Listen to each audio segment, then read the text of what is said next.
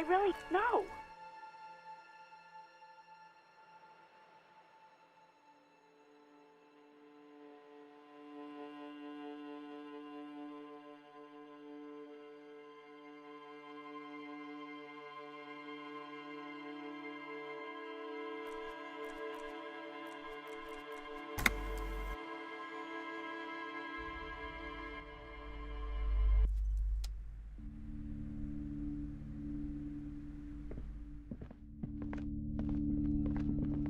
You see a set of tattered curtains blocking the way to another room.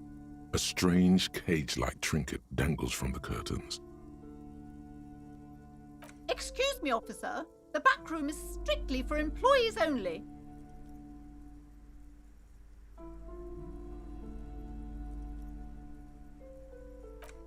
You see some kind of charm, an irregular polyhedron assembled from bones, sticks, and straw. Inside, a disturbing fish head with empty eye sockets stares at you. This is a traditional Seminese ward, meant to provide protection against ill luck, bad dreams, curses, and other supernatural scourges. Inhabitants of Île de Fantôme, the Seminine Islands down south. Aside from poking at it suspiciously, there is nothing else to do with the fish head charm at this time. The curtains remain shut before you. Just as you're about to pull apart the curtains, the petrified voice of the shop owner cries out once more. Sir, don't touch that. I told you it's off limits for the customers. Parapsychologically speaking, we're done if you decide to open them. I won't be held responsible for the consequences. She looks away, mumbling. Why is everyone always messing with the curtains? Why can't they just buy books like normal people?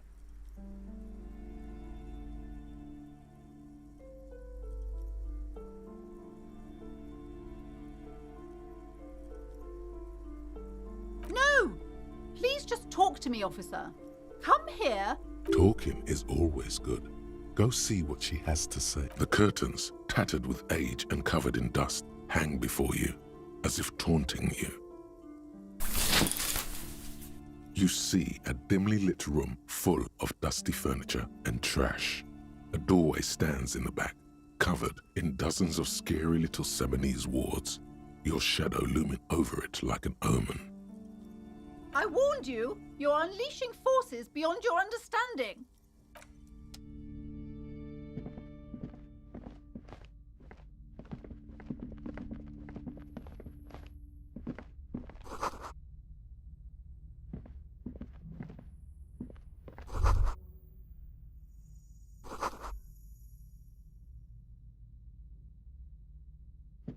A heavy door with a missing handle stands before you, covered in dozens, if not hundreds, of Seminese trinkets and charms. It appears to be locked. Only an echo. No one is there. A hollowed-out, dark echo.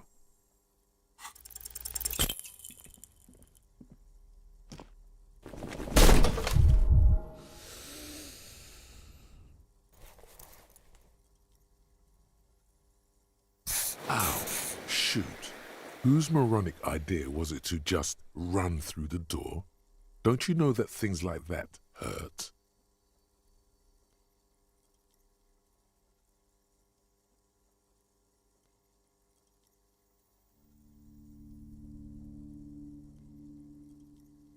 Are you all right?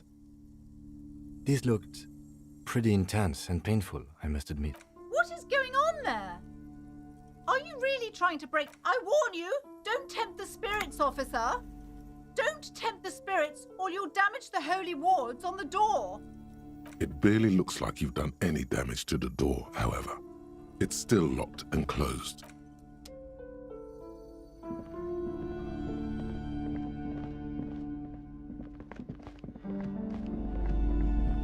You've hurt yourself now. I told you not to mess around back there. What are you even trying to accomplish, you fool? You're only making things worse. Stop it. Be compelled to look at the books. Go to them.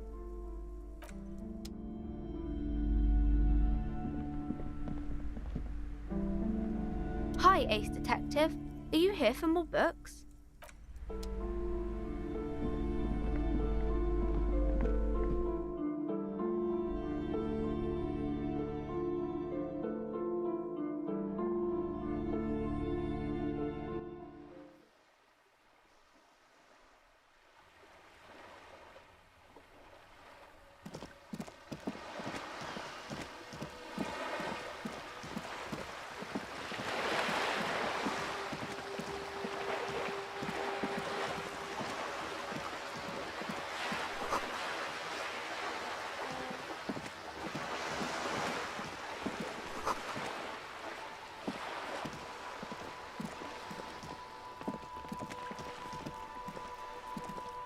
This is a wall on the side of an apartment building.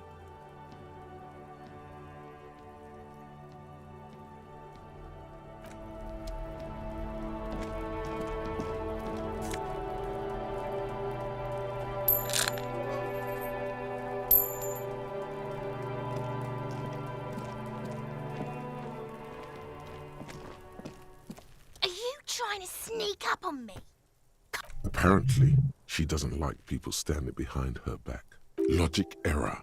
She is not sleeping right now. Pig's come to take me out. Trying to snuff me out. Don't get fucking clever with me, pig. You think you're so... Trying to sneak up on me?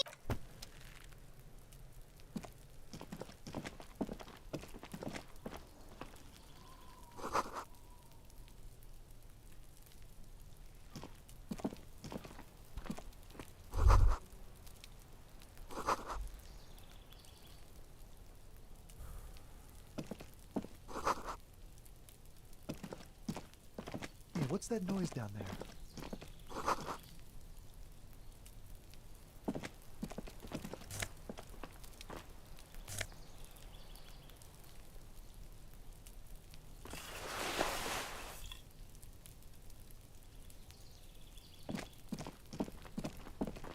You see a young man on a balcony nursing a cigarette. His eyes have been following you for a while. Not looking for any trouble, officer. It's the voice of someone who has something to hide, my liege. I don't want to be seen talking to the gendarmerie, if that's okay. I just want to finish my cigarette. Don't let him go. This could be your witness. The balcony has a great view of the whole thing. Is it really that important? Like a nervous cat, he keeps stealing looks at the neighboring windows. All right, but make it quick. Once I finish this cigarette, I have to run. I'd even go so far as to say that the view is a little too good, my dear gendarme. Do you have an estimate of when the body will be taken away? We will remove the body as soon as possible. Now tell us, where were you last Sunday? Oh. You already asked me that, didn't you? Wait, is someone else investigating the lynching? No, not you two. Some more muscular type. And when did you speak to this more muscular gentleman? Last week? I don't know. Look.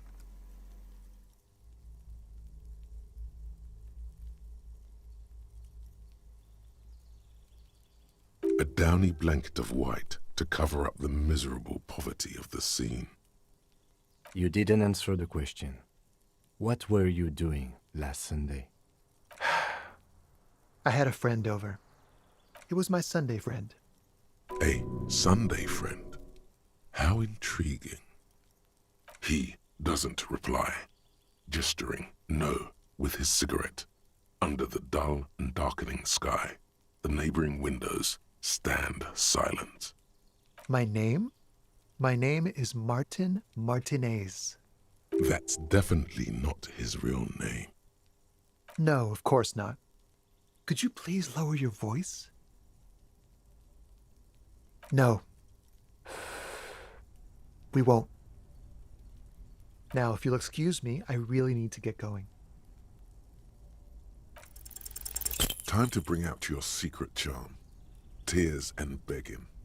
Show him your emotional side. Throw yourself before his very feet like a dog. No, for God's sake, I don't want you to cry. Listen, I really have to go. Ah, there it goes. Wasted. You would have gotten at least. Good luck with the investigation.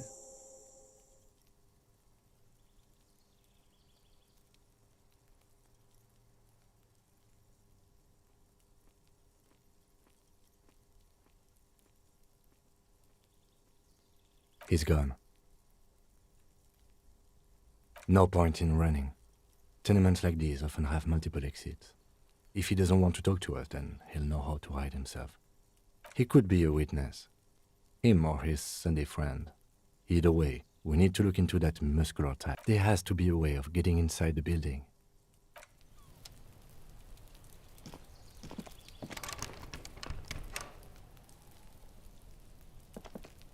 A stone, like any other, lying in a whirl of sleet and mud. Maybe there's a key beneath it, rusty from the dirt. This must be for the front door. Pity it doesn't have the apartment number on it. This building has... We'll just have to go in and see.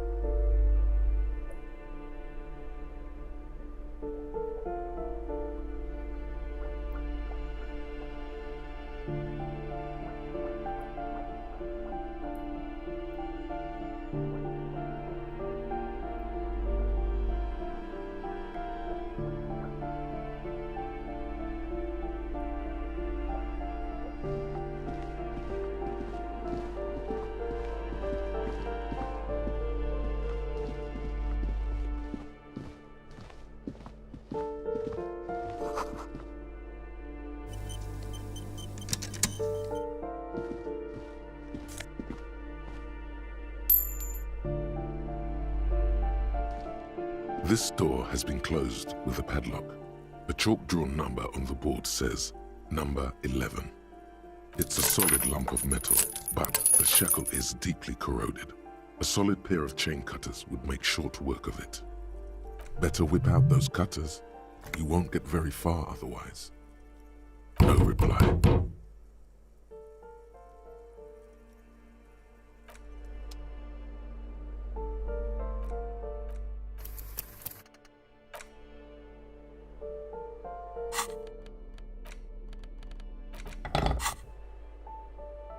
This door has been closed with a padlock.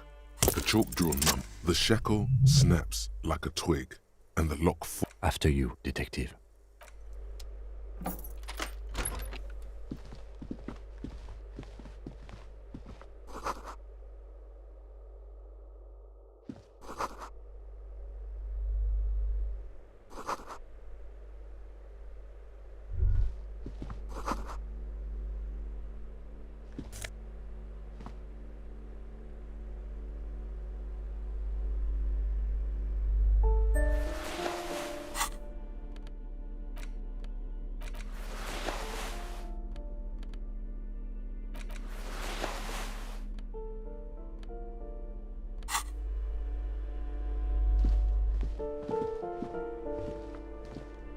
A plaster cast bust depicts a middle-aged man with impressive sideburns.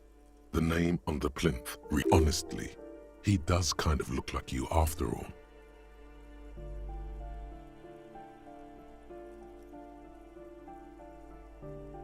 Hold on a second.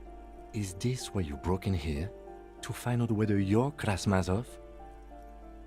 Sure it is. Well, you both do seem to share an affinity for sideburns, but it seems like old Kras here didn't drink nearly as much as you. Ah, very well.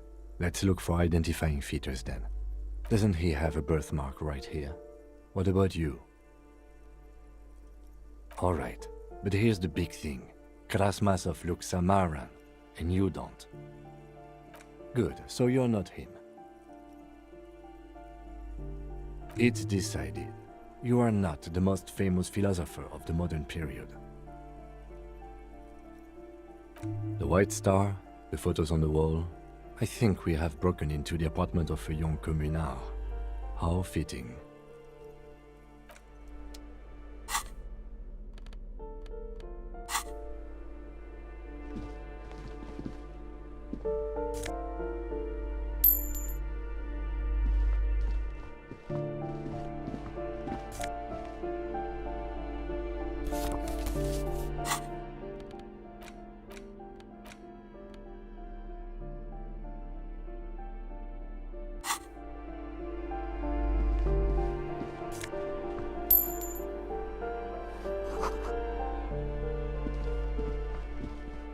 You hear someone walking around inside, rearranging the furniture. The walking stops abruptly, but no one comes to the door. A poor communard, from the looks of it. The room is barely bigger than a closet.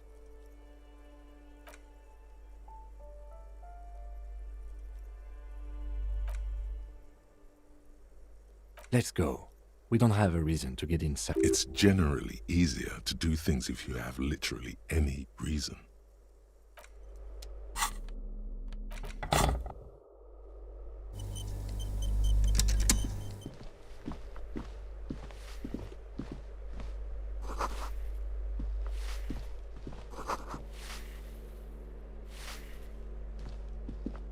Give me a moment.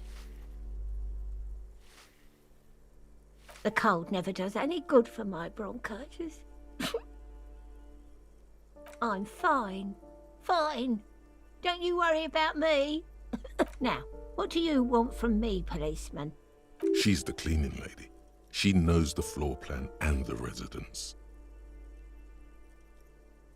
Yes, yes. I know who you mean.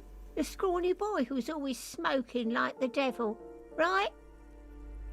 Somewhere in the building, a child starts crying. You hear a radio tuned to a talk show and someone taking a shower. What's he in trouble for? Talk? What was so funny about that? He lives upstairs in room 28. Go to the balcony. It's one of those doors there. He's usually home in the evening. Thank you. We should go check out his apartment on the balcony. See if he's home. I'm no one. Just an old woman who cleans, if you can call it living. I have a little room upstairs right next to the coal room. It's barely bigger than a closet. But I don't complain, no. I have my bed and my aching bones to keep me company, and that's all I need from this world. She hasn't spoken to anyone for a while. Even her sentences feel rusty. Ask away, policeman. People come and go. I don't keep an eye on everyone.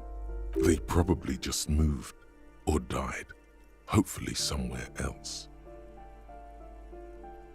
No one lives there. It's been empty for months. Impossible. I would know if someone had moved in there. Maybe it's those countercultural people again, breaking into a house like it's a public space. Great.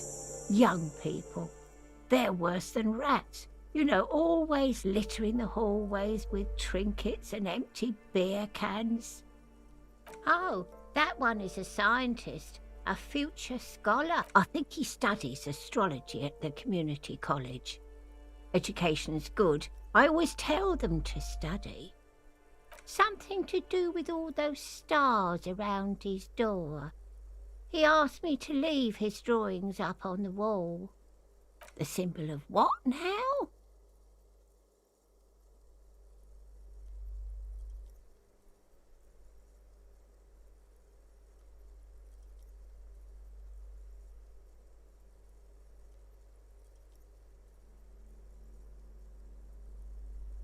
Never heard of it.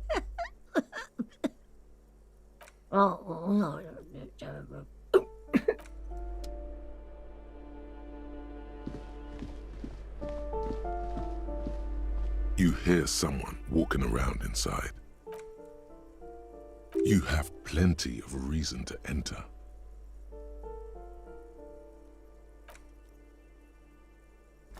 Well, that was easy. That was smart.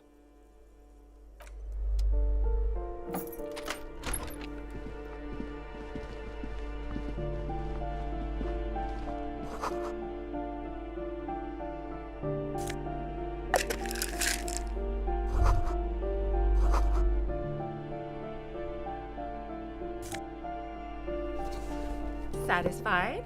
My name is Marielle Charpentier, and I'm an agent with Martinez Realty Associates. I am not breaking in, as I have every right to— Boy, there are a lot of different keys there.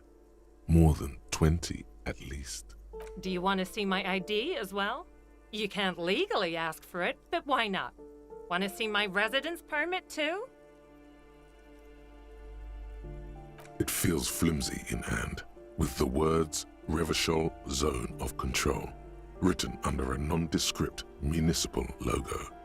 There's a picture of her with shorter hair inside, along— Thank you. Do you have any questions? I need to be back in Midtown in an hour. I need to get it ready for the next lease, but as you can see, the previous tenant completely trashed the place. It was some kind of a moribund old man who used to be a business owner. You'd think— A sudden serious look crosses her face. This story didn't have a happy ending. But that was months ago. Anyway, was there anything you wanted, or is that it? Oh, that's another huge mess. The former tenant owes us 3 months of rent. 3. We closed the apartment and planned on auctioning off the valuables, but— And again, I have no idea how stupid mistakes like this can even happen. But Ron, when he came to close the door, didn't close the neighboring door. And there's a hole in the wall. A hole in the wall. Can you believe it? And then the tenant ran off with his stuff. He's gone. The money's gone. Just like that. The sum must have been puny. Well, it does not disappear from my hands. No, I don't let it. These apartments are perfectly fine. They have gorgeous architecture, a million-real view of the bay, good ventilation, neighbors, life, spark, and they are affordable. I'll tell you, Martinez has a future. In a few years, it's going to blossom with artists and creatives and those radio computer wizards. Don't ask me what happened with the wall. I have no idea how we're going to find the time or resources to fix it. Both apartments are now unrentable. Both. Of course.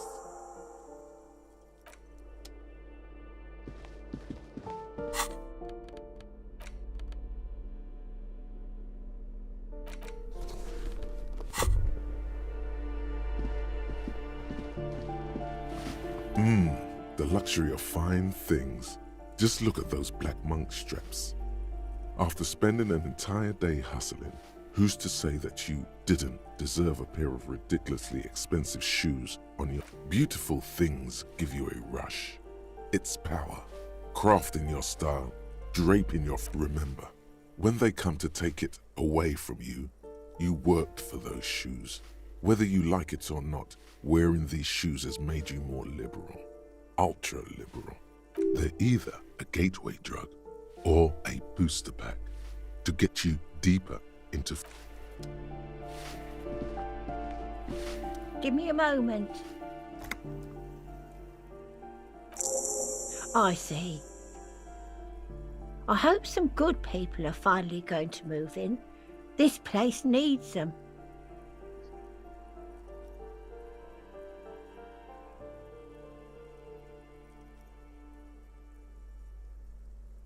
Yes, well... Your statements are too vague to comment on.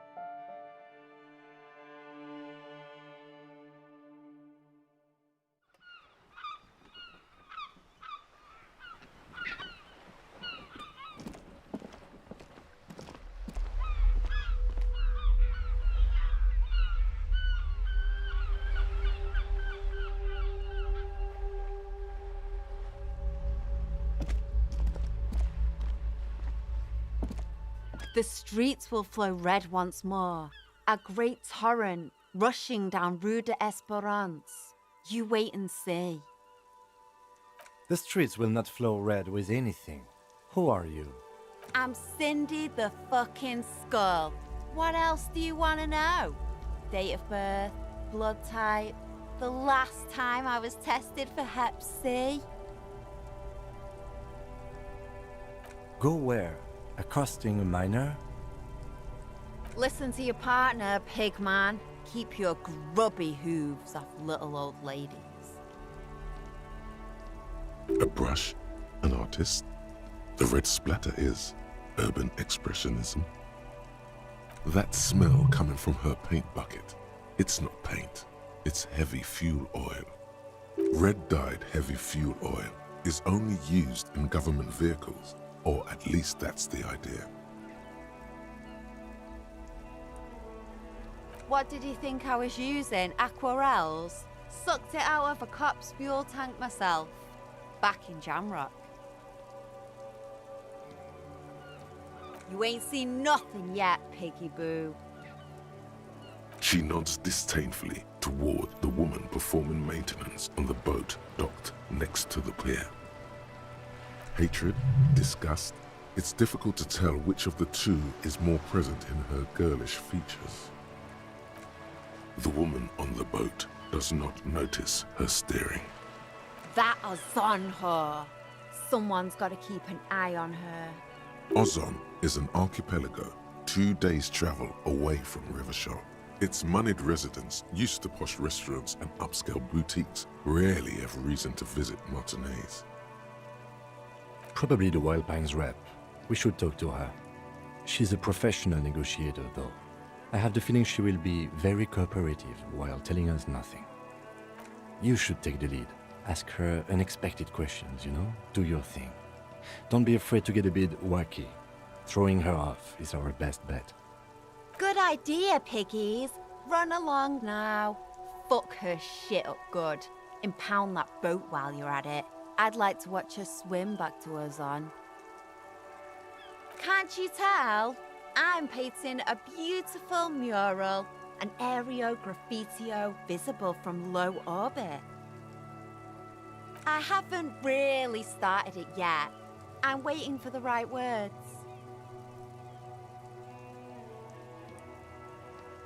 Yeah?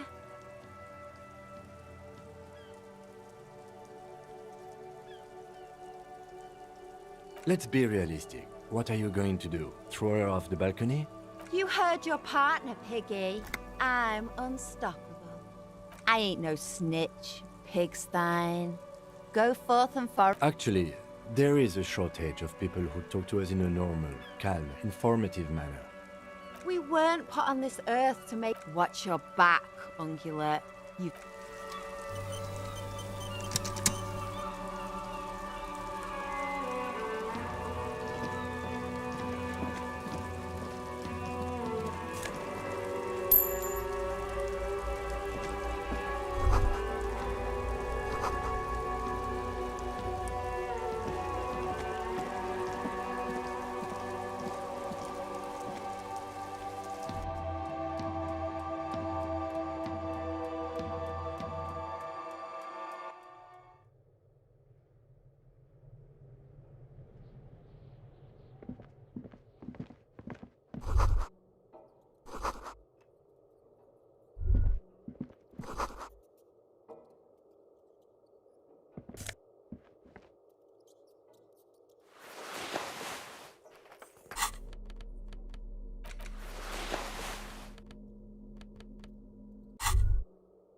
The pockets of these new jeans are perfect for sticking your hand into. Makes you look cool, calm, and collected. As your hand enters the pocket, your fingers brush against something, soft, yet crinkly. Hey, it's a chewing gum wrapper. It reminds you of the fruity juice of apricots. You should inspect it closer if you have time. By the way, the raw materials were most likely exported from Seaguy, the apricot suzerainty, and processed in sur-le-clay into the apricot-flavored chewing gum, loved by kids of today and yesterday. Something about it is familiar, and not only to your fingers.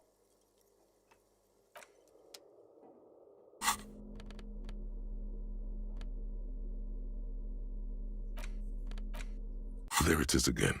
The scent of apricots with a touch of cinnamon. Smells like the end of some distant summer.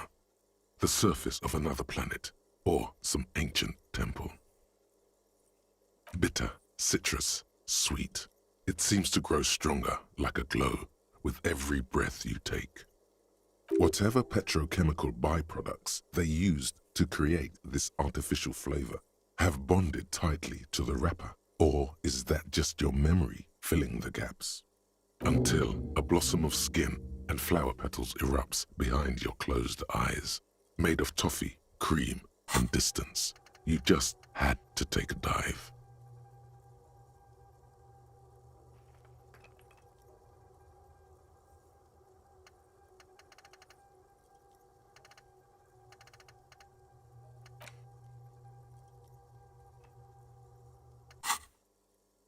Yes, from the height of antiquity, a long, long time ago, millennia ago, on an island of time you can never return to.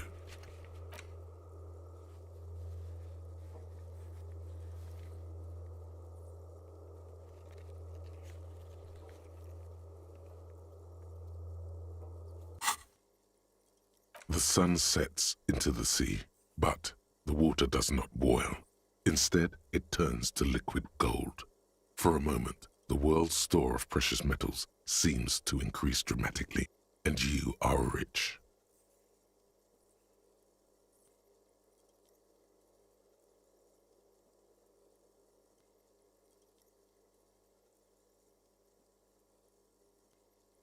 There is a movement next to you, the shuffle of a small coat, warm like the evening. But when you turn toward it, there's nothing there. Why are you talking to a gun rapper?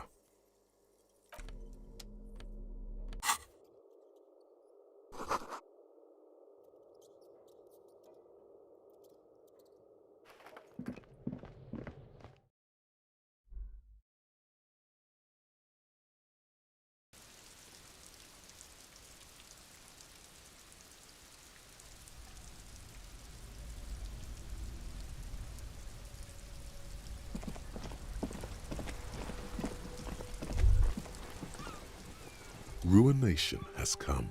The broken arches betray the once grand history of this building. It towered over the harbor until it happened.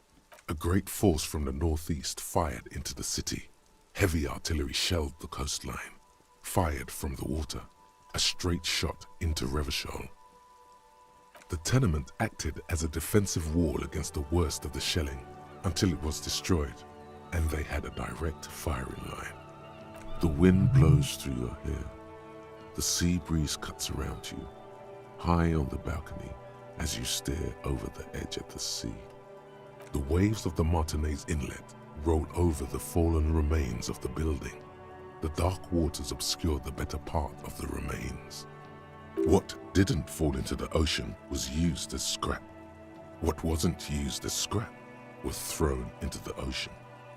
Those arches acted as support for something greater than what you see now. Only 3 stories stand where 9 to 12 once did. Restoration has failed.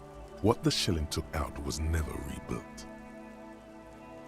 A fleet, the combined armies of Occident and Grad, with Mesk volunteers, a 5-nation army, hundreds of vessels. They massed airships further down in the Bay of Revachol. The artillery was so powerful. The ships not only required gyroscopic stabilization, they were anchored into the ocean floor as well. Many are still there to this day. If you squint, you can just barely see the shadow on the water, far in the northeast. Cannon's coalition warship, Archer, can shoot 50 shells a minute on 20 co-aligned arches.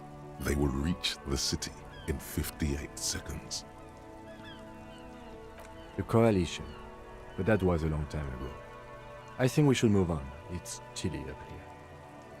From the eyes of a seagull, a nest of brown hair not worth the 50-foot dive. From a pedestrian on the dock, a rugged man staring out to sea, mere feet from fatality.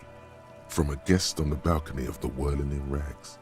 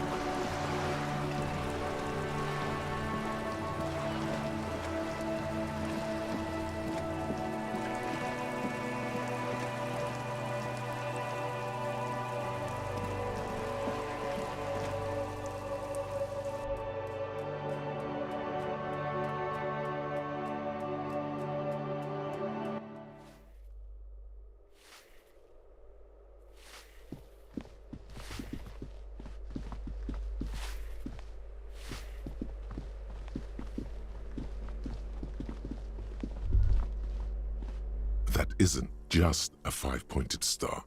It's an inverted white pentagram cradled in a wreath of antlers, the iconography of communism. The star and antlers was developed in the 6th decade of the last century and quickly adopted by Mazov and the communards during the revolution.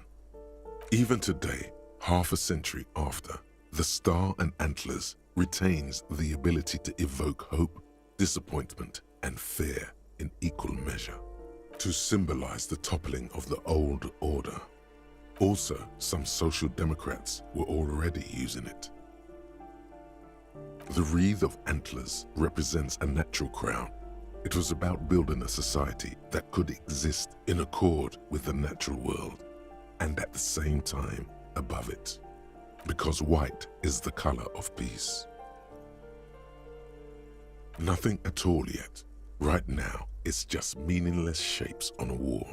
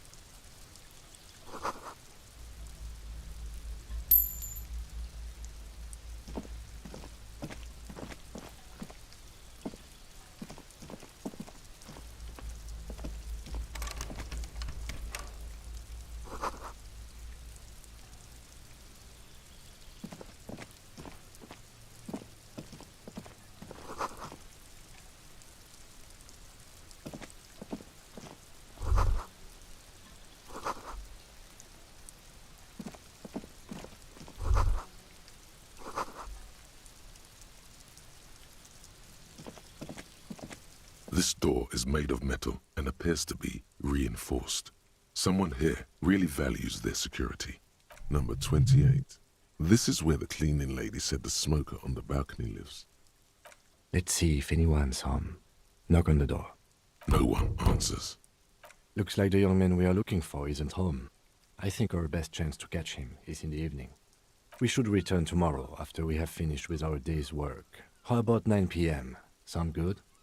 Tomorrow, 9 p.m., right here. Apartment number 28. Good, let's go. Damn. Turns out it's quite tricky finding someone in a big apartment building. Don't worry. You'll get him. Remember, tomorrow. He's probably gone for today.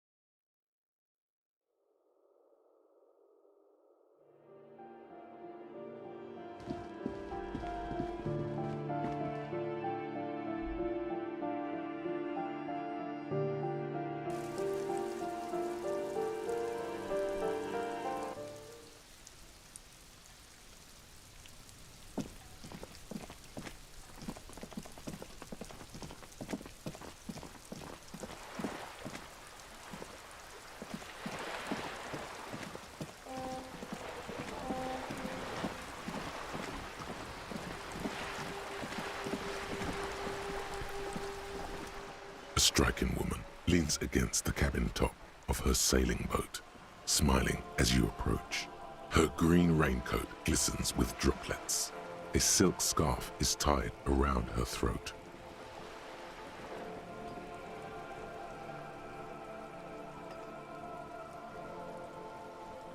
Good evening, officers. I'm Joyce. Joyce L. Messier. I represent the board of Wild Pines, the owners of the harbour. You gentlemen must be from the RCM.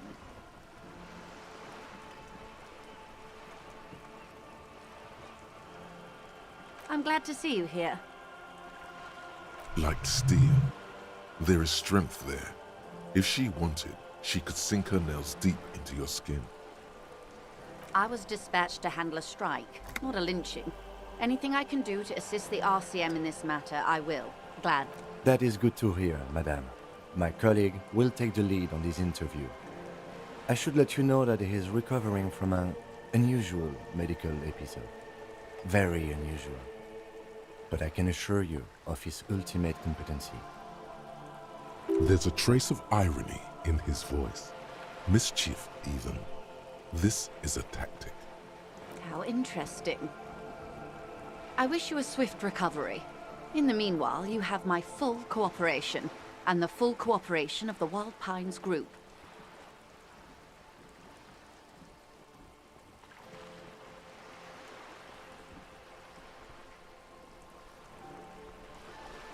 Of course, Detective.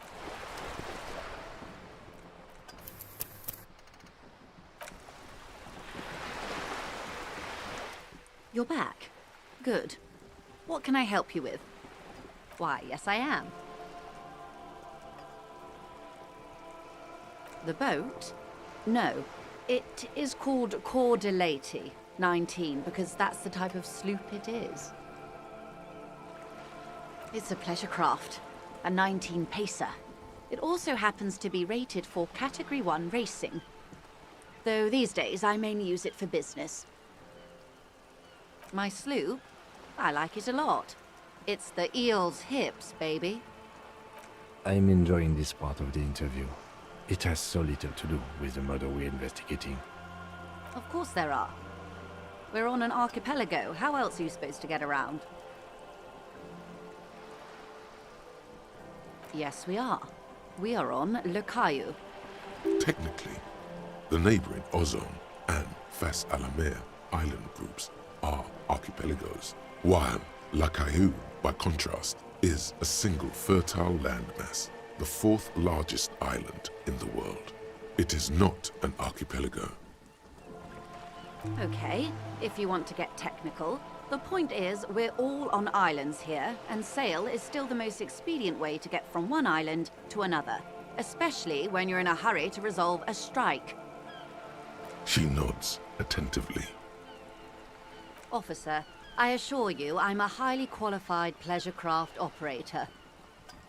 The crowns of her teeth are porcelain, white as the boat's hull as she smiles. Her nonchalance might be related to something called the Wayfarer Act, a law that says she doesn't need a license. Sly fox, you're not aggressive enough to harass her further on this. Good. What we do? I'm afraid I don't speak for Wild Pines as a whole. It's a giant undertaking. There was a touch of discomfort there. She wants to merely represent. The Pines' core competency is logistics. Container shipping, freight, that sort of thing. See those airships there, blinking? Those are the shipping side of things. And that is the terminal. Another subdivision deals with energy, oil and gas exploration, offshore platforms. The Wild Pines Group is one of the original Revacholian Indo-tribes. Companies awarded royal monopolies by the king, the suzerain himself, centuries ago. The king is long gone, but several of the Indo-tribes remain. Saint-Baptiste, Elysium, an unknown entity known as Brightest Star. Why, thank you. I'm not at liberty to discuss the company balance sheet, but I can tell you that last year, the company booked more than 20 billion real in revenue. 20 billion is a large number, but the conglomerate employs 72,000 people. They all need to be paid. Then there are capital improvements, interest payments. A conglomerate the size of the Wild Pines is like a shark. If it stops moving, it will die. Then what becomes of those 72,000 families? It's a tremendous responsibility. They started as an exploration and cargo fleet conducting trade between the Samaran and Insulindian Isolas 250 years ago. when Pine ships explored the South Seminese and charted Lomantang on behalf of the suzerain. Centuries of care, deliberation, and madness have gone into this endeavor. Vessels pass through the Great Unrest to re-emerge with apricots in tow. The logic of the system is totalizing. It's taken everything from its employees to build it.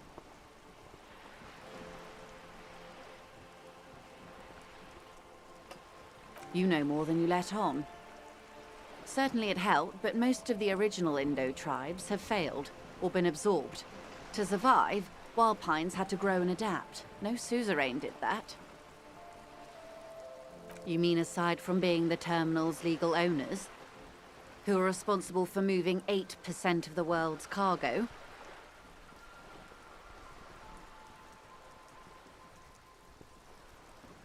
There are no minor cogs in the system. Each terminal must be accounted for, lest the entire system break. Every hiccup in such a system means thousands lose their jobs, the world over. I'm here to assure that doesn't happen.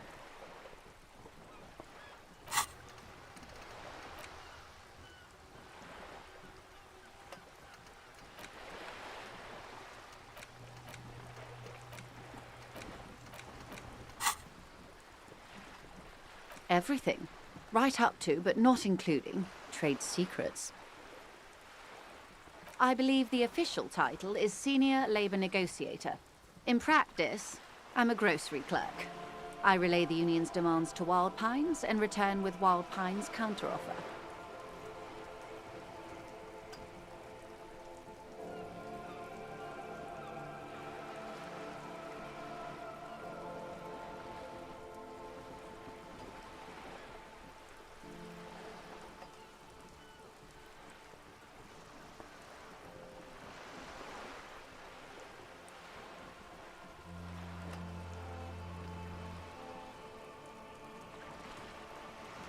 And how are the talks going? They're not. That's the problem. The union stopped all negotiations a week ago, after that awful lynching took place. Now they won't even let me into the harbour. There's a 2-meter-20 racist behemoth blocking the gates. What can I say? The union employs a giant covered in tattoos. A racist giant. I guess that's part of their big tent organisation now.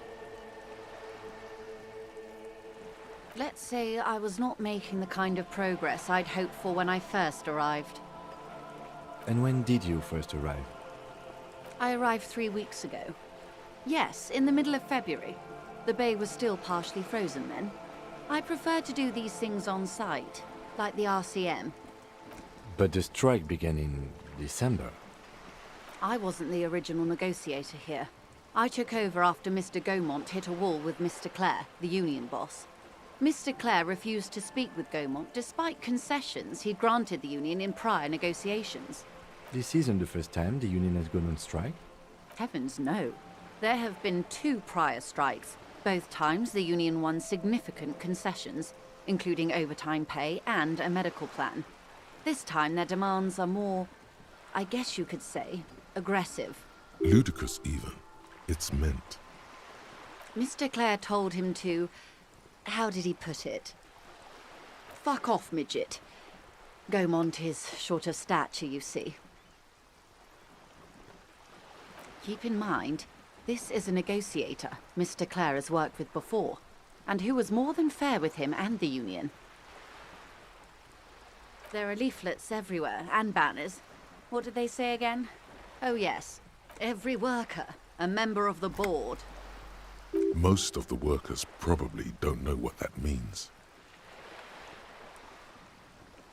In its defense, another said, demand democracy. Pretty tame stuff compared to every worker, a member of the board. Fortunately, they explained it.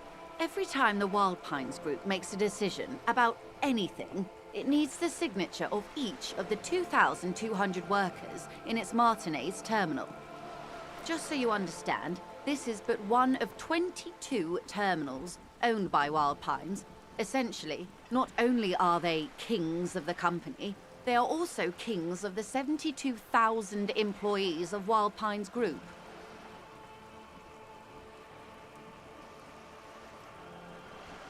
They're having a blast.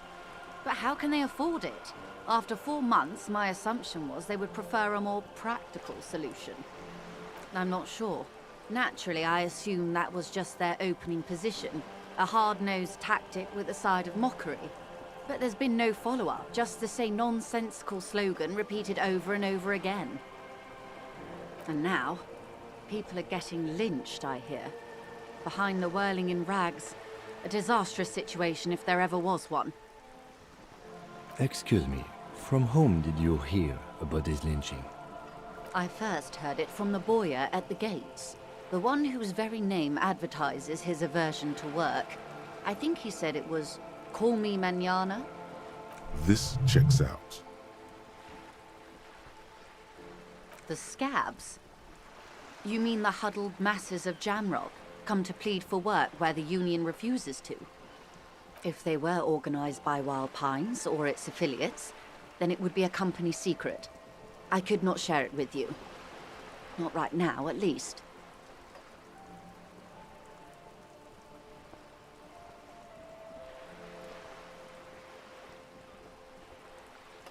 It's implied she's open to discussing this matter with you at a later occasion. Everard Clare is a man of the utmost integrity. If you can say one thing about him, it's that he always puts the interests of the workers first. Of course not. Everard is fantastically corrupt. I imagine he has a thick, viscous goo where you and I have blood.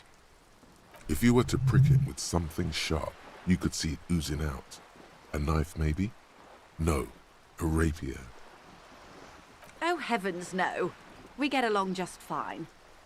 Yet, now that you mention it, I can't stop imagining that black treacle just dribbling down his double chin. He is the most corrupt individual I have ever seen, and I deal with men like him for a living. If there is anyone more venal, more irredeemably nepotistic, then it's his twin brother, Edgar. Yes, Edgar looks exactly like his brother, except for that lazy eye. He also talks exactly like Everard does, and when one's term as foreman is up, the other takes over.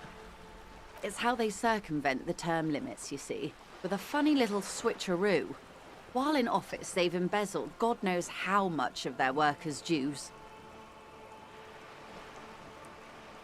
The Débardeurs Union was once a perfectly normal institution. 20 years ago, anyway. It must not have been easy to establish under the Emergency Act, but they did it. I can respect that. Organised labour at its best, as they say. Then something happened in the local chapter elections. The brothers Clare came and transformed it into a... how do you say? A mob. The Débardeurs are a crime syndicate. Sad as it may be, I suspect we'll be forced to cooperate with them. Refreshingly honest, officer. The company has tried appeasing in the past, but I'm afraid our concessions have only emboldened Everard and his brother. And your opinion, detective, if I may ask? I'm a curious and talkative person, you see. Would you say the Débardeurs Union is... Of course, officer.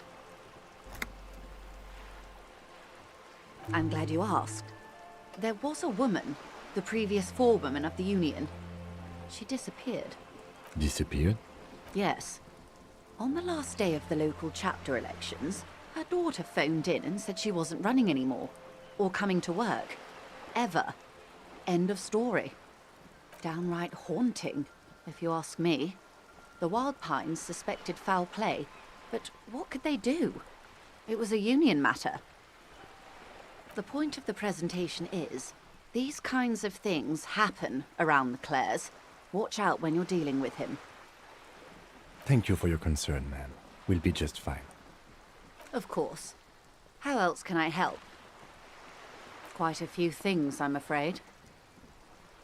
The information I'm to share with you includes sensitive trade secrets. For the sake of my employer, I have to ask for your names and badge numbers. Of course, ma'am. We should have introduced ourselves. I am Lieutenant Kitsuragi from Precinct 57. And this is my colleague from Precinct 41. I'm afraid he doesn't have his badge at the moment. I hope mine will suffice. How curious. Why is that, Detective? I see. So, are you saying you lost your badge during the course of this episode?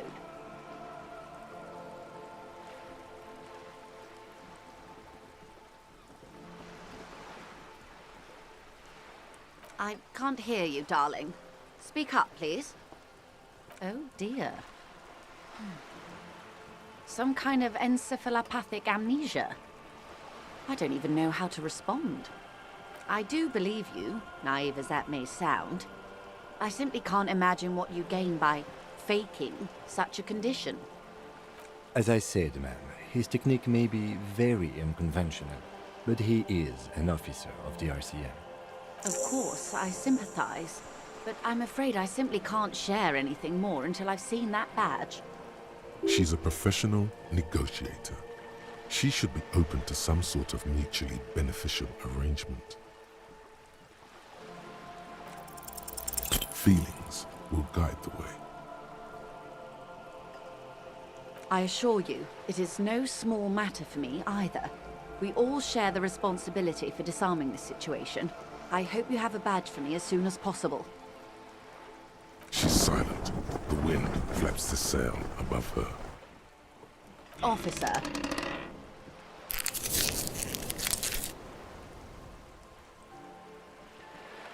You know, I don't mean to sound cold, but if you want something, you have to give something. You're doing it.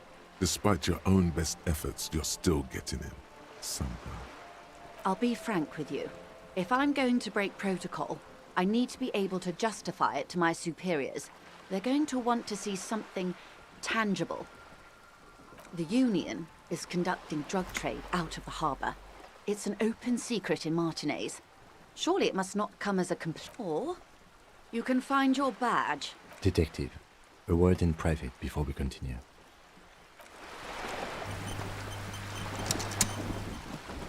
We should think about calling it a day, maybe.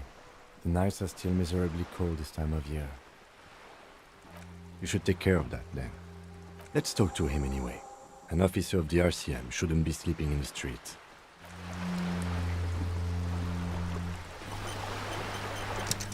You're back. Good. What can I help you with? Is what you want to say, but it isn't that easy, is it? Look at that lady. Take a gander. Squint your eye. A well-kempt, yet tastefully short bob of dark hair. Despite the first hints of grey, she's elected to keep it au naturel, shaped positively statuesque. While dull orange pearls hang from her earlobes, red from the cold. Her light green eyes scan you, full of knowledge and worry. Well, these are the kind eyes of the rich man that seem to say everything is possible, within reason. Now look at you, you misery-clad simian, barely able to tie your own laces. Your armpits are lakes, a scythe of booze precedes you. Your hair sticks to your forehead and your underwear feels uncomfortable. You're poor, poor as balls. You can't ask this person for money. You're too.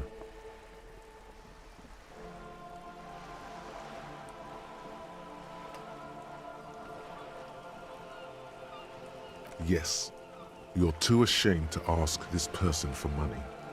Too scared. As I was saying, if there's any way I may be of assistance, please don't hesitate to ask.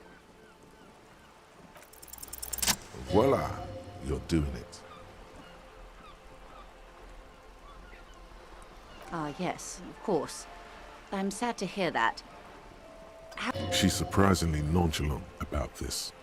Could it be that she somehow knows more about your predicament than she's let? That's a good sum.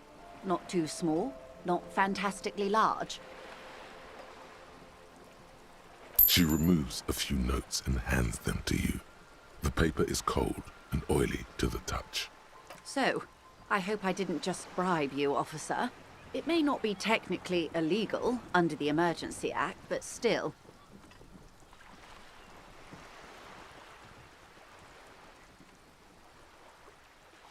You're right, ma'am, that donations are permitted under the Emergency Act, unseemly as it may be.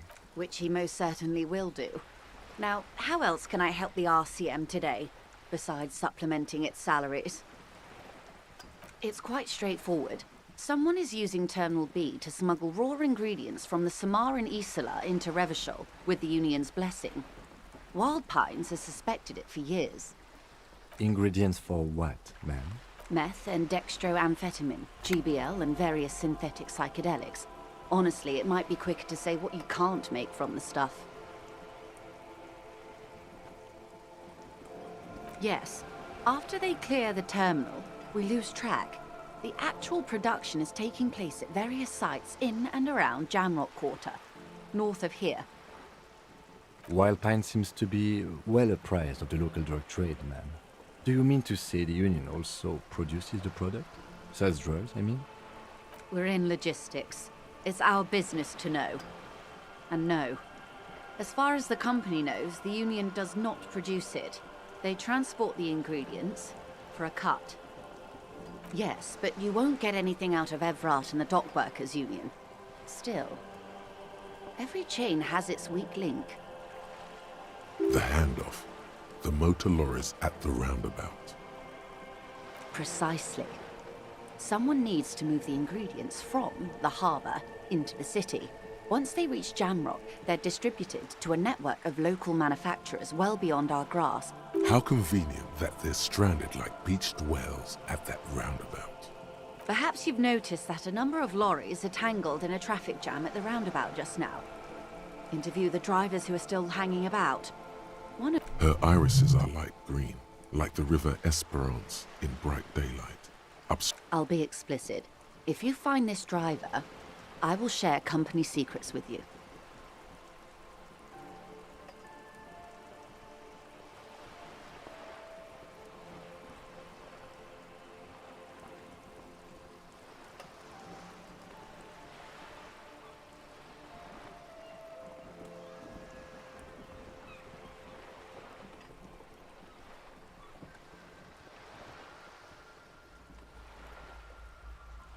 Uncovering Union secrets could also give you an upper hand when dealing with them.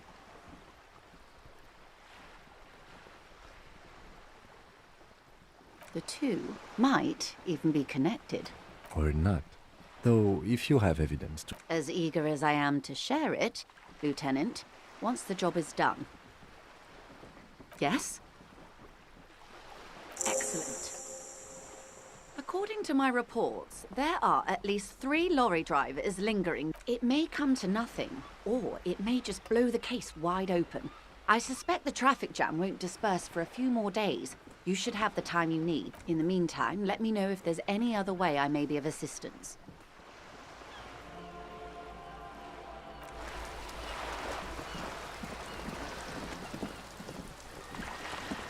This is not going quite as I hoped it would, Detective. Honestly, I was expecting you to use your unorthodox technique to keep her off balance, and not volunteer us to be her henchman. This woman is running circles around us. She might have known about your misplaced badge all along, or she's simply an adept improviser. Either way, we've played straight into her hands. Maybe this is all her plan. She might have heard about you.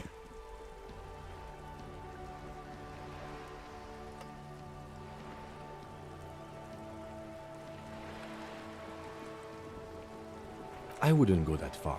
Her reaction did come off as sincere to me. I think she's just quick to adapt. She's a professional, after all. No, if there is reasonable suspicion, we must investigate. Otherwise, she could claim we're siding with the Union, or that we are on their take. We'd never hear the end of it.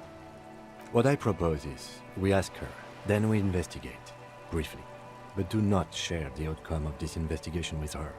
We tell her it's done and demand for her information on the lynching. Oh, that would be fantastic, but do we have the time? The world is large and your badge is 8 by 6 centimeters. The situation might have changed drastically by the time you... You could request a new one from your station, but that would literally take months.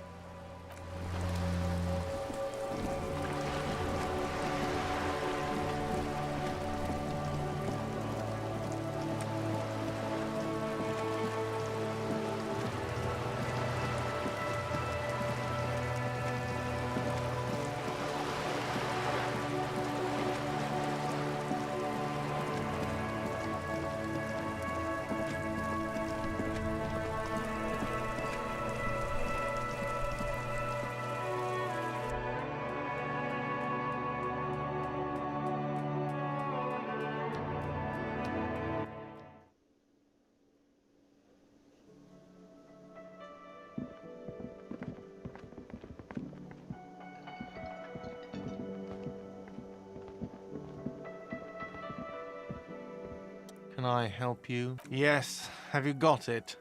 Well?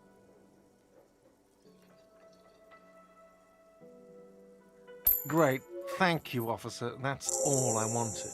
Payment for services rendered. If you continue to stay here, I just ask that you please pay your nightly bill in advance starting tomorrow. I'll unlock the electronic lock to your room. All the doors lock automatically at 9 p.m. Please pay for each night in advance starting tomorrow. 20 real per night. I'll take a room here too. Of course. Always happy to have officers from the RCM as guests. Can I help you? Another thing. Great, yes?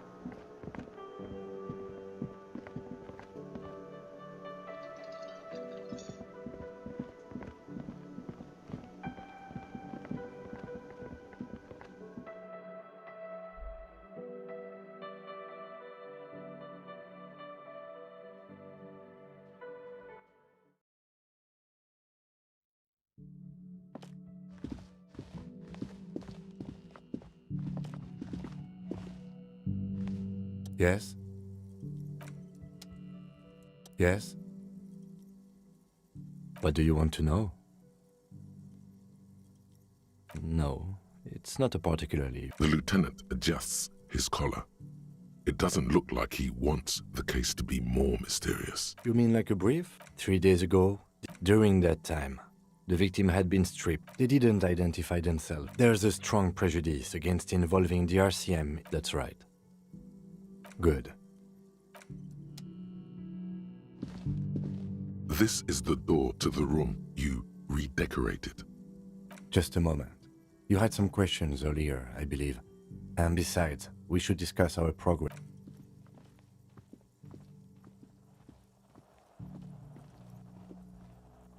The air outside is brisk. The lieutenant is silent for a moment. He listens to the traffic hum. Then...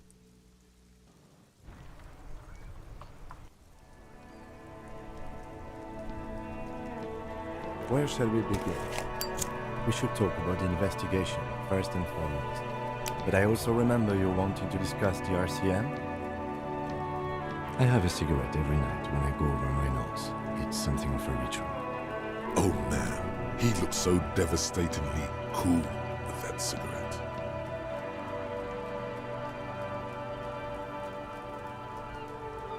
I apologize, but I only brought one with me. I have exactly one cigarette every night while going over my notes. Yes, it's been a long and eventful day. Well, you were so hungover that you couldn't keep it down when we approached the hanged man, so we didn't even inspect the body. But we performed a thorough search of the premises of the crime scene. That's great.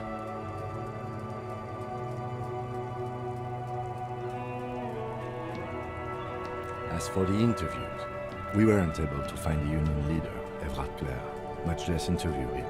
So that's on the to-do list for tomorrow.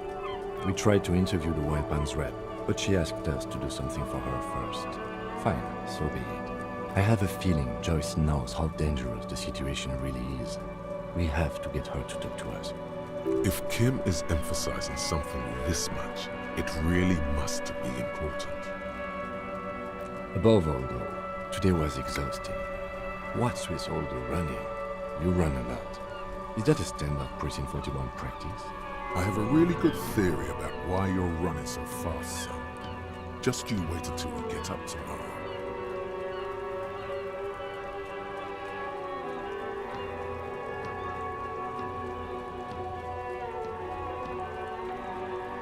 It's impressive, to say the least. For a man your age, especially. Those are some stylish shoes too, by the way. Those loafers. Must be hard to run indoors like you do. They're quite limited, actually. The power officers of the Revachol Citizens Militia exercise most frequently is imposing fines of up to 1,000 real for offenses, in accordance with an interdepartmental schedule. Yes, although indirectly, as citizens can always request records from their local station.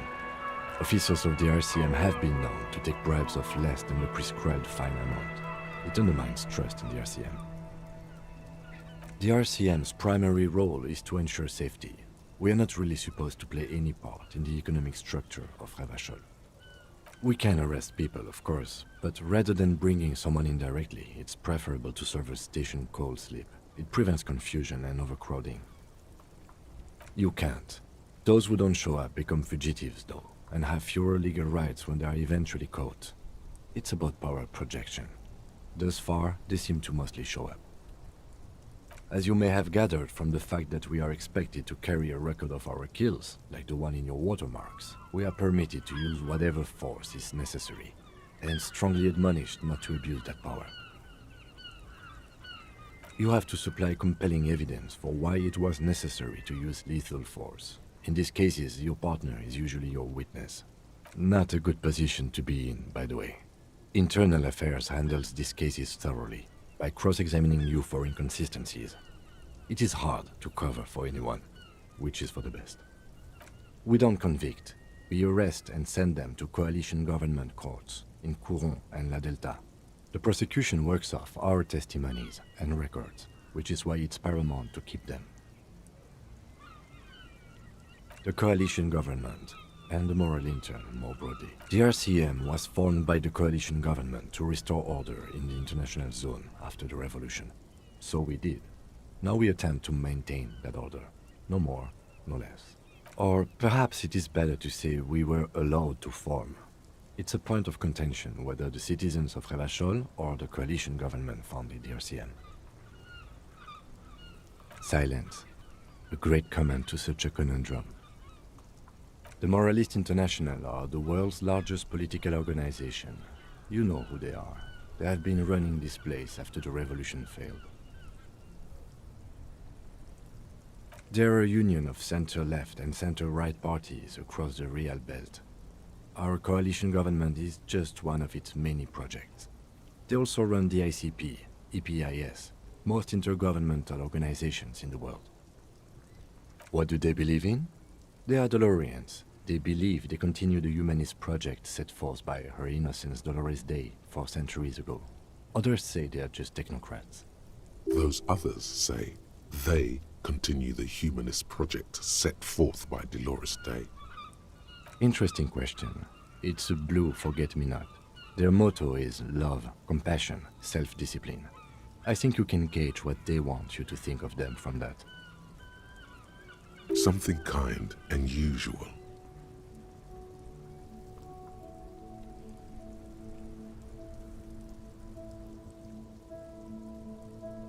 Something almost self-explanatory. Something even a little feminine, but in a strict manner. Something like the dark blue, serious color of the early night sky above. A historic figure? The author of the modern age? You will have to look elsewhere for opinions. The subject of humanism is too abstract for me. The moral intern are a fact. I try not to have opinions on facts until they change. And it doesn't look like that's about to happen. Do you?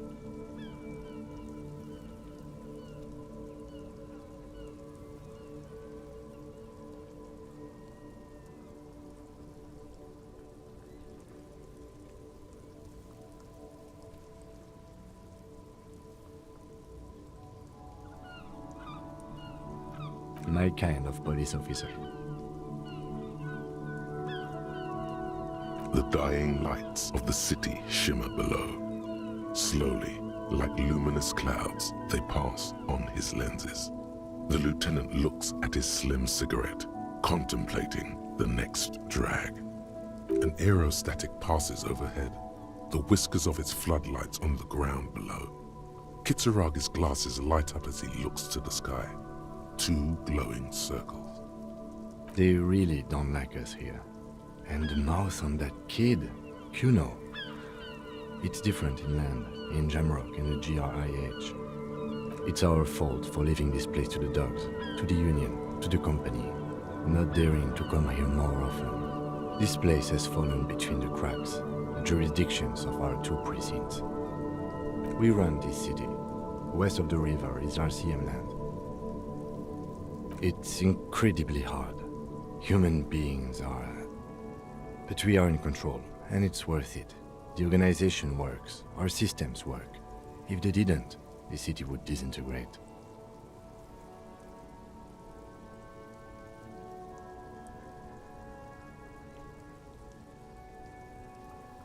Me too, but I wouldn't count on any drastic changes in our lifetimes. He is very tired, but the dark circles under his eyes make him look younger, not older. Yeah, it's getting very cold now. Let's go.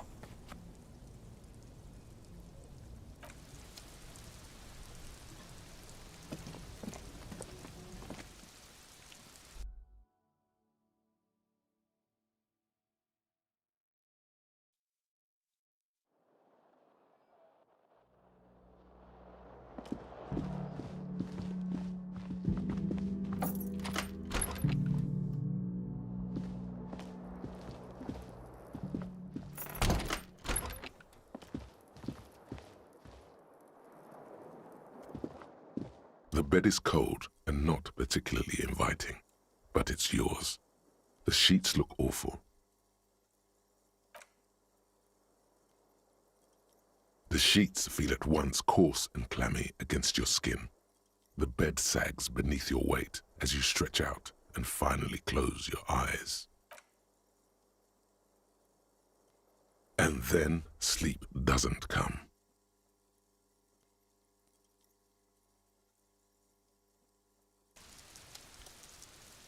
And then sleep doesn't come. Obviously, you're in bed with your eyes closed, but it's not happening. Maybe it's the bed's fault. Its synthetic filling has separated into hard lumps. The pillowcase smells oddly. Smells of alcohol and sweat and grease. It barely covers your toes, stretching over your soft belly. This is your body here. Intimate and warm, breathing. It's a little better. Colors, scenes, and half-formed phrases still litter your mind. Part of you is still trying to solve the case, isn't it? Something to do with, what was it that the lieutenant said? Union? And it's gone again. Your thoughts lost between the slowing brain waves. Your breathing steadies.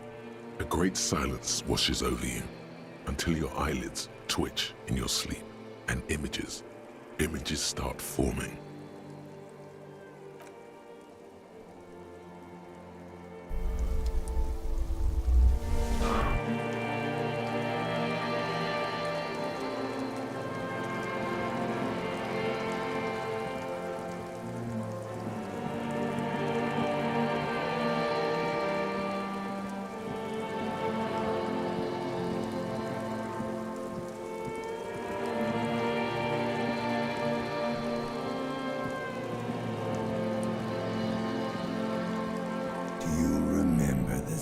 Of your childhood. You're not kidding anyone, Harry. You don't remember shit. Tell me, do you remember your wife's hand on your face? You know who I am. I'm the bad day. The one where you ask her, and then later in the streets wandering. It's the worst day of all time, Harry dear. and it's coming. She will hear about it on the phone. Reality will turn into a grotesque nightmare. This will be the last thing you did to her. Tell me, do you remember the love of your life? Do you remember the warmth of her thighs, between her legs and in her mouth? That's right, funky baby. And you just stood there, one hand on the bottle and the other on your dick, watching her go. Let it all be dragged away from you. Tell me, where are your friends? Human beings have friends, Harry boy. Where the hell are yours? No, it's gone. 3 times gone and never coming back. You failed. You failed me. You failed Elysium. Everything. The Pale and the Isolas on the surface. The outer magnetosphere. Burning, furious truth. 8,000 years of written history. You really dropped the ball, Harry. 4.6 billion people, and you failed every single one of them. You really fucked up. No, you haven't. You're just sleep-talking, and the act is wearing thin, too. The spots on the disco ball fade around you. You'll be back in those cold snakeskins in no time, sweating up the bed. Stinky boy. You're not coming back from shit. Thrashing around in that high conductivity state of yours, bumping into things and acting like a clown? Who are you kidding? You're trying to what? I can't hear you. This is just a word dream now. Jumbled up garbage. The pictures are gone. The bed rises to meet you. A thin, sleep-like state. More glass than velvet, grinding in your head. So something is wrong. Sleep shouldn't be this bad, this dry, this unnourishing. There's something wrong with your thoughts. Some kind of new type of hangover. Oh yes, party boy, and it's worse than the one before. Just think of the shit you saw. Here it comes too, so soon already. A silent alarm goes off in your head like clockwork, barely let you sleep at all. Time to get those clothes on, Harry. Time to go to work in the shit factory.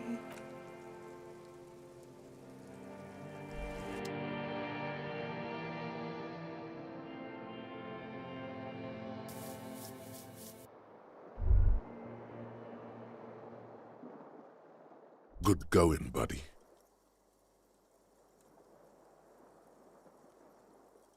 Yes, wait till you see the one with the chick in it. It's gonna be a good one. You feel even worse this morning than you did last night. You don't know? You don't know? Some broad that messed you up, it'll come to you. It always does. You mean, why are you so tired? Too tired and down to even think? It is worrying, isn't it? You can't be a detective like this. Detectives need to be able to think. It's just that your heart has finally pumped all the speed out of your system, Buster. Time to get some more. Don't do that. Stay strong. The hangover will wear off.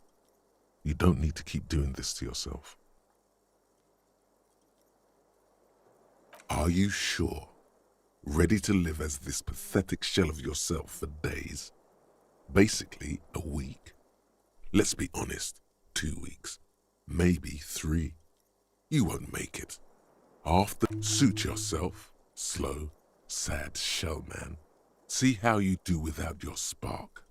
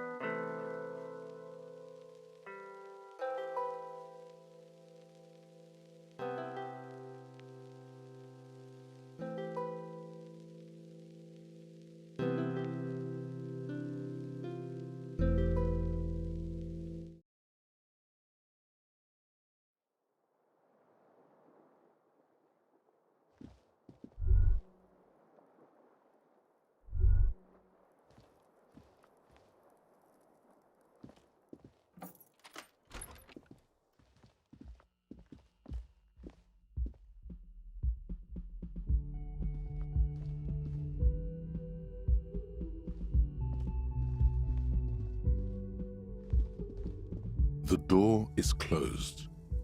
Still nothing. This door.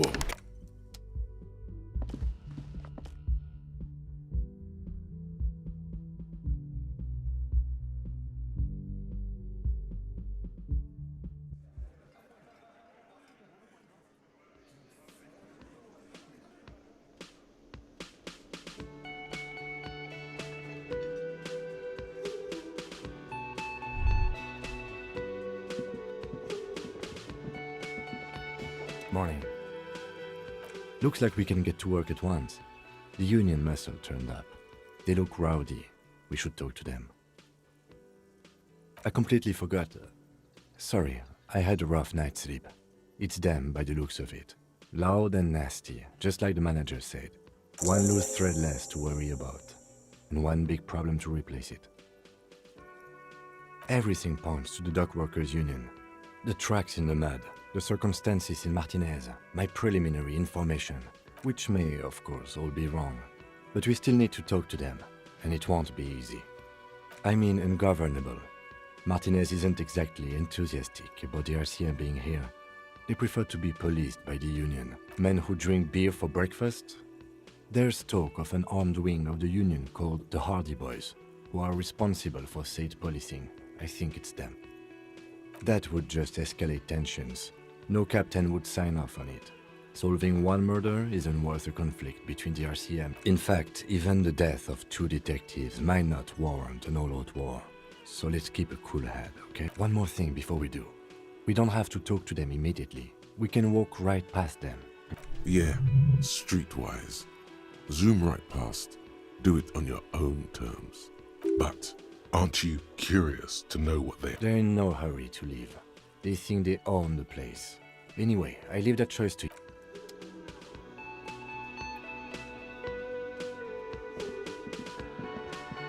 Can I help you? Got the 20 real? Then why are you wasting my time? Just a moment. She's agitated, judging from the way she keeps pulling at the frayed edge of her blanket. And there's no public phones nearby? The closest phone booth is down the coast.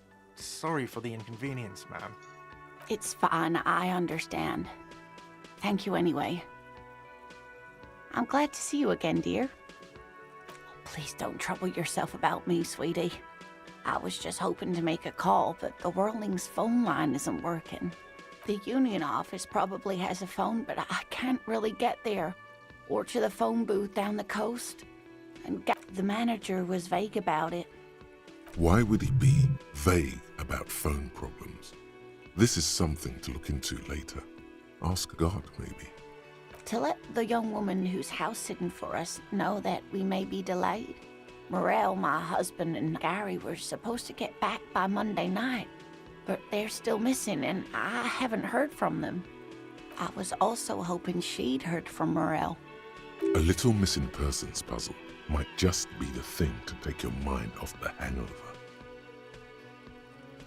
That's just it. This isn't like him at all. He always plans his expeditions so carefully. You have more important things to worry about. More important than a missing expedition? I don't know. Expeditions often lead to something interesting. Just some field work, sweetie. Morel is a highly trained scientist. He and his assistant Gary are studying an extremely rare species of insect. But they should have returned by now. They were just going down the coast across the waterlock to set a few traps. He said they'd be back on Monday. The waterlock, that was broken. Could this be it? Oh, sweetie, it's nothing like that. Gary's as loyal as they come. I trust him with my husband's life any day. Oh my, what happened to the waterlock? Oh, sweetie. If it weren't for you, I'd be looking forward to another sleepless night. You're welcome, ma'am. I hate to ask, but if your investigation takes you to the other side of the coast, please do. Yes, some left-field scientific research is exactly what you need right now. Funk up that vanilla murder investigation. And if you see him, let him know Lena is waiting for him here at the Whirling. He gets so tangled up in his work that he may not know the waterlock's been repaired. And it's cold out there. Oh, you're such a dear. Thank you, sweetie. Oh, yes. A zoologist. A cryptozoologist, to be more precise. It's a pseudoscience that attempts to legitimize research into mythological beasts and urban legends. That's one opinion, yes. And people are entitled to their opinions. She's used to playing off such insults casually, but they still affect her. My apologies, ma'am. I did not mean to undermine your hobby. It's not a hobby, dear. It's a subfield of zoology, one specializing in animal species that are so exceedingly rare that many assume them to be extinct or even fictitious. Searching for such species called cryptids is difficult and often thankless, and frankly, many scientists are too lazy to do it. Universities these days are rarely interested in supporting real research.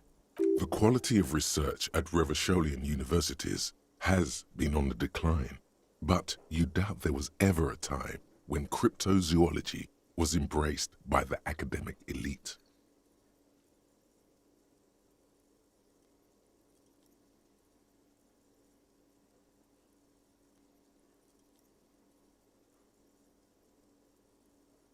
Oh dear, I'm not sure where to begin. Well, his expression is slightly grumpy, but his eyes are always bright and curious, like a small boy's. And his palms are quite coarse from all the field work, but he's quite gentle. You can't go around Revachol feeling grown men's hands. If you want to find her husband, you'll need more concrete information. Oh, well, he's a bit shorter than you, but with a larger frame, and he has longish white hair, usually a bit uncombed.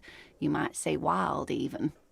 The lieutenant pulls out his notebook and begins jotting down the woman's description.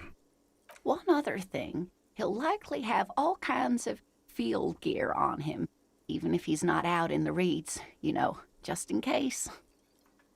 We'll be celebrating our 16th anniversary this autumn. Not the most numerically satisfying anniversary, but I like the less obvious milestones even more somehow. Via dating agency, I'm ashamed to say. I was looking to get back into the scene after recovering from my accident, and he'd just divorced. We hit it off, and, well, here we are. She's skipping over some important parts. Perhaps you'll find out more later. I hope I've been useful. Oh, sweetie, it's fascinating, but I shouldn't bore you with entomological minutiae. The lieutenant gives you a sideways glance. Well, it's a phasmid, technically, but... Ah yes, Phasmatodia, a diverse group of insects whose bodies resemble twigs, leaves, that sort of thing. Ghost insects, colloquially. Where other phasmids imitate sticks or leaves, this one's a living reed. It disguises itself among the reeds here on the Insulindian coast. Hence its name, the Insulindian phasmid. Perhaps you'll end up co-discovering the phasmid with us, officers. I knew it. We're gonna be chasing made-up insects with cryptozoologists. It's not made up, officer. I can assure you. It's simply elusive, so much so that most establishment zoologists doubt it exists at all. Well, some teenagers making out in the reeds saw one. They didn't know what it was, of course, but there was a brief article in a local newspaper about their encounter with a ghost insect. Of course, most phasmid sightings turn out to be false alarms, but their description matched the Insulindian phasmid perfectly, and they didn't even know what they were looking at. Enthusiasm has wiped the worry from her face. Her eyes sparkle behind her glasses. I suppose I have something of a personal connection to the Insulindian phasmid.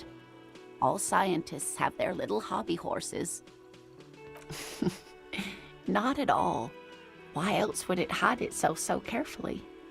Oh, I doubt it. No one gets into cryptozoology for the money, sweetie. Yes, it can blend in almost perfectly among the reeds. It's how it stayed hidden all these years. Centuries, even. That's not special at all. Of course it blends in. Most insects do. You don't even have to be a stick insect for that. Oh dear. I'm afraid I'm not explaining this very well. Morel can explain it all much better. I wish you could hear him describe it. Then you'd understand, I'm sure. There's really no point in manipulating anyone. She'd be only too pleased to tell you about her work. Go on and ask. Oh, I'd be delighted. Truth be told, I could really use the company too. One cryptid, not a couple. One. This won't turn into some kind of cryptid extravaganza. He nods and assumes a waiting posture.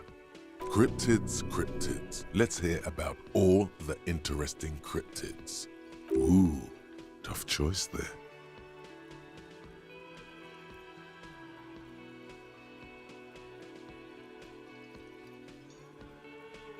That would be the giant of Kokonur. The giant lives in the most arid parts of the vast Kokonur Desert in South Samara, casting a strange light across the barren wastes. A mirage or a psychogenous luminance. No one knows for sure. It is like an awful mountain appearing from below the horizon and expanding to cover almost a third of your field of vision. The towering luminosity of Kokonur is a bad omen in local folklore. Some say it's a fata morgana, others, fate unimaginable. Hooey. No animal can be that large. It's a mirage. That's what makes it so peculiar. A species surviving at the very limits of scientific law. The giant of Kokonur must be the largest animal the planet can support. There are limits, you see, to how large a metabolism an ecosystem can beget. Some say a gravity anomaly below the Kokonur Desert might allow the creature to grow to these gargantuan sizes. Gravity anomaly? Digging it. Digging this parascientific stuff right here. Of course, dear.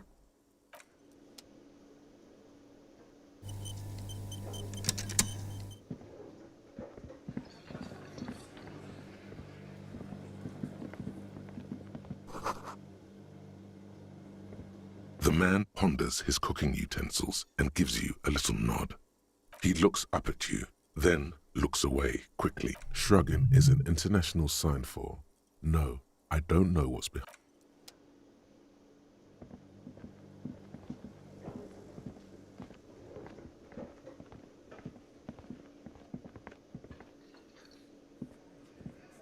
Let me handle this.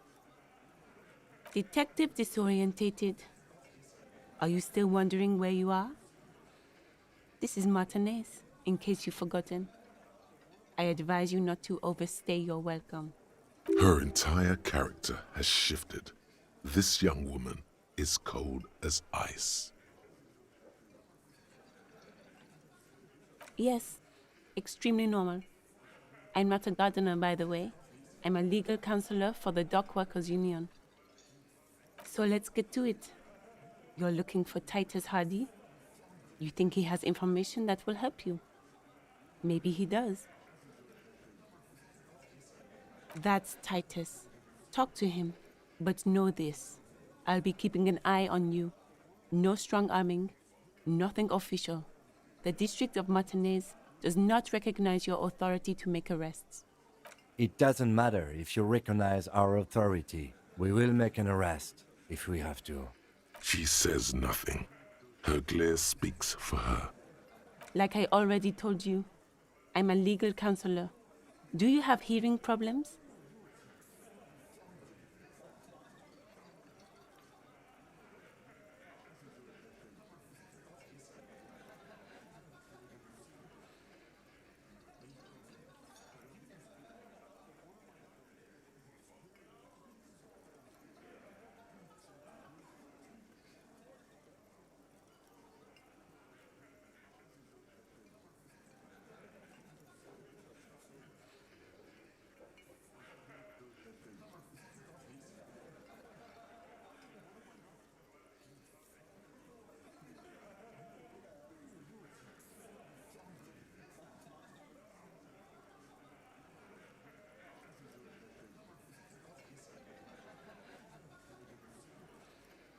What you want is of no significance, officer. Don't test your authority. In Martinez, you are no one. What are we going to do to you? The union isn't going to do anything to you. It is not a crime syndicate. It is a labor organization. Goddamn right it is. If anything, it is the RCM who do things to people. But we digress. Aggressive, you make your living enforcing violence. These people are just dock workers. Just dock workers? Do dock workers spy on the police? We let you off easy, miss. Don't think it will happen again. Listen, you moral intern lackeys. You're a mob, enforcing the unlawful privatization of Revachol. 20 fat men in the Occident are stealing it all, and you're their bodyguards. Fuck yeah. So ask what you came to ask, or get back to your commanders.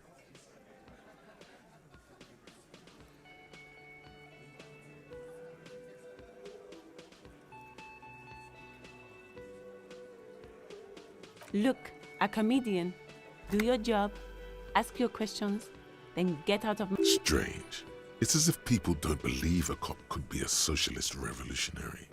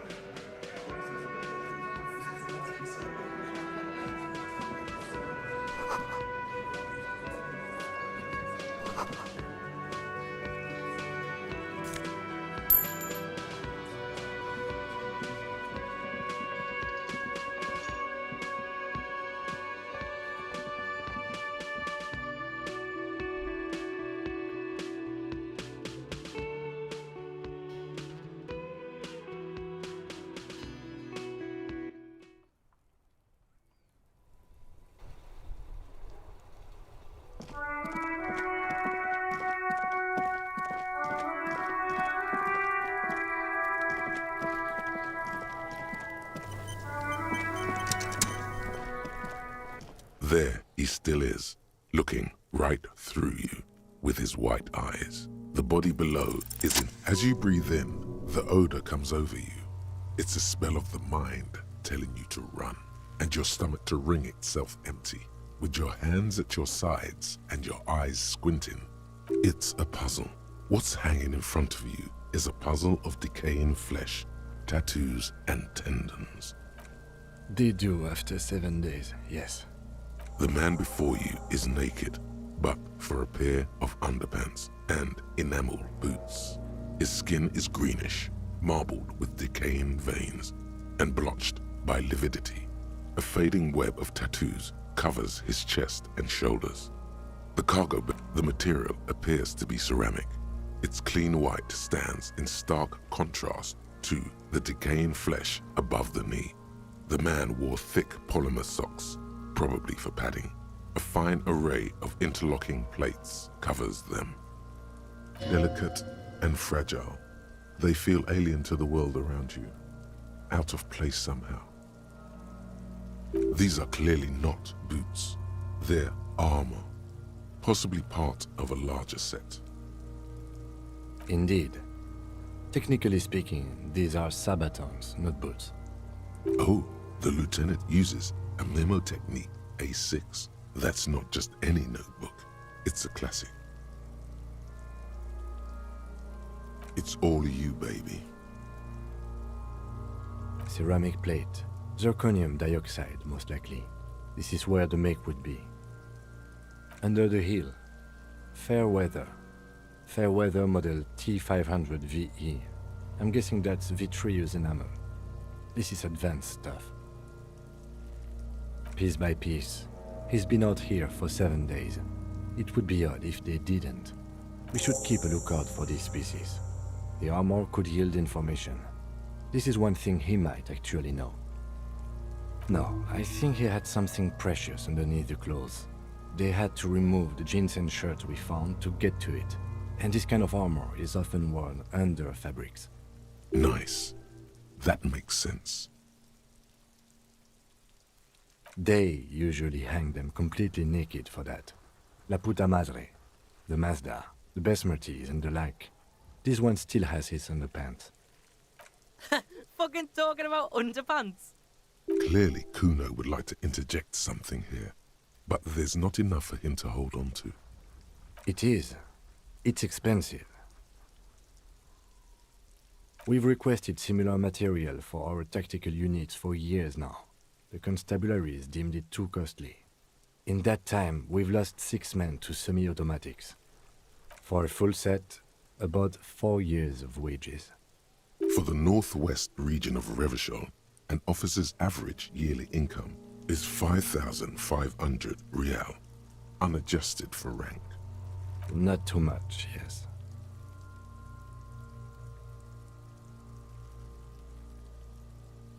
It's a sorry situation, I agree. That's for us to find out. My initial report on the area suggests he was a security guard for the harbor company. But that's just hearsay. Just something I scraped together from my station. An area report on Martinez. I'm sure you did the same. I agree. This equipment is way beyond what a guard can afford. A small bell-like sound fills the air, like tapping on the side of a porcelain cup. It's anything but. This material is a kinetic redistributor. It spreads kinetic energy horizontally, from plate to plate, dissipating it entirely. See? Faint, organic lines cover the plates where they separate into smaller ones. These plates then divide into smaller plates until there are hundreds of them altogether, like whirls of floorboards. The design looks organic, influenced by highly resistant wood materials, like lignum vitae and ebony perhaps. If trees were made of porcelain, this is what their cross-sections would look like. The smooth, glossy surface fractures into ever more intricate interconnections, peaking on the right sabaton, where you notice the whirls are in the shape of a letter and number combination, E50, 100, 1000. Good. Can you read it to me? X5415 6745 678222. Let's lie. We have a make and a number. That's something. We can use the radio in my kinema when we're done. Either station can chase it for us. The stench fills your nostrils. As you push downward, an ominous creaking sound comes. Stop! Pig's gonna pull his head off. Brutal! You're about to pull his head off. Do it, homo! Stop obsessing about your sexuality, officer. You are about to seriously compromise. Indeed, from this angle, it does look like the neck isn't going to take much more. Being dead for a week. What are you trying to achieve anyway? Why are you hanging on to that boot?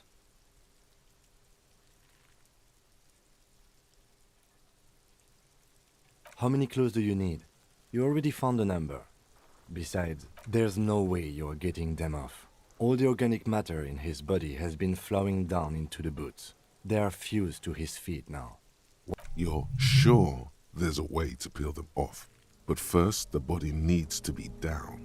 And second, it would probably be better if the lieutenant wasn't around. All right then, you can pay the hostel bill in honor points. How many honor points have you collected? Processing will take care of them. With the situation in the morgue... The cadaver slowly twists on the cargo belt, his torso covered in tattoos, and extremities blotched pink and blue. The hangman's knot is pulled tight by the weight of the corpse below. Yellow, hard-edged polyester cuts into his neck. Above, a sliding buckle ties the belt to the branch. This is a steel-reinforced cargo lashing belt, big brother of the regular cargo belt. It's used for tying cargo under 6-rotor airships. Airlifting. I thought it was used on lorries for strapping cargo to them. The local harbor uses 6 rotors to shuffle containers around. I get the sense they use whatever was on hand without paying much attention to not incriminating themselves.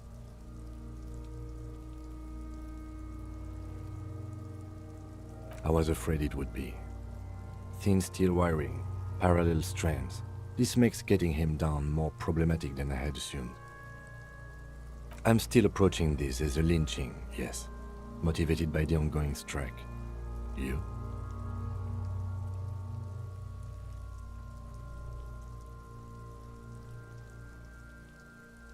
Yes, it often is. This bed worries me.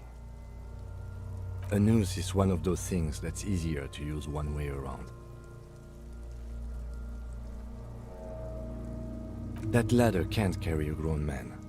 I didn't see any splintering either, did you? I think they lassoed the branch, then pulled on the belt to close the buckle.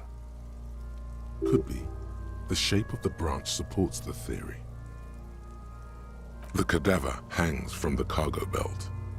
An intricate web of blue lines stretches across the torso, from the right shoulder to the solar plexus. Each time they intersect, a small white star is formed in their crossing.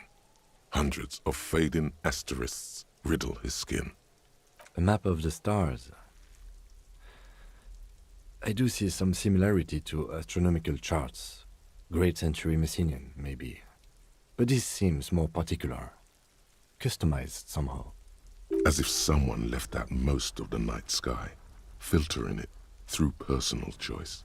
The principle of this filter remains unknown to you. The thought dissipates, and you feel as though you were only half right. So am I. He wears a wide leather belt around his waist and a gun holster under his arm. He takes a thin piece of milled aluminium from his coat pocket and pulls it open. Sounds like a sword being unsheathed. A small lens appears. Some sort of camera. Shit, Kuno! What the fuck is that? An instant color camera. I have only 2 ampoules, so nobody move. I don't want to waste one. A sound, a shrill flash, followed by the breaking of a small ampoule of glass. You see streams of color pour onto the thick, glossy piece of paper, rolling out. In case we need it. Yes, it is pretty cool, isn't it? There is only one ampoule left. Use it wisely. It contains insight to the victim's person. By his build, I'd say this was a man of physical violence. The story he wanted his body to tell was important to him. It is his letter, to us. Someone should decipher it. We'll need to show it around. Sure, just don't lose it. The glossy-eyed corpse looks by, his mouth mute and his skin as colorful as the chemical rainbow on the photo paper, teeming with opportunistic organisms. His eyes are milky white and blind to the world, protruding comically from their sockets. There is no one home, just subaquatic terrors. The dark brown hair grows on his head. His face is ready to explode from the organic processes inside. The death's head grin has passed. What remains is an unrecognizable mess. I'm gone. Into the wild pale yonder. In the past. Way out west. I'm a joke. Look at me. A killer. A motherfucker. And go ahead, Kobo. What do you mean? It's the power of your imagination. Go ahead. Ask me more questions. You because you're a copperoony. Look at all of them go. Do you want more questions? Coming right up, copperoony Rooney. This is getting upbeat now. Fuck no. You're no Rooney. Between you and me, your name is probably Harry. You might be onto something there. Because you have. Love did me in, brother Copo. It was love all along. Sure, Lobo, I can ask you a question. Why are you doing this? Looking at my face, motionless. Looking into my eyes. Standing here. Why are you investigating my murder? I'm all you have? Then you truly lost it all, brother. You let the world drag it all away from you, and what it left, you pissed away.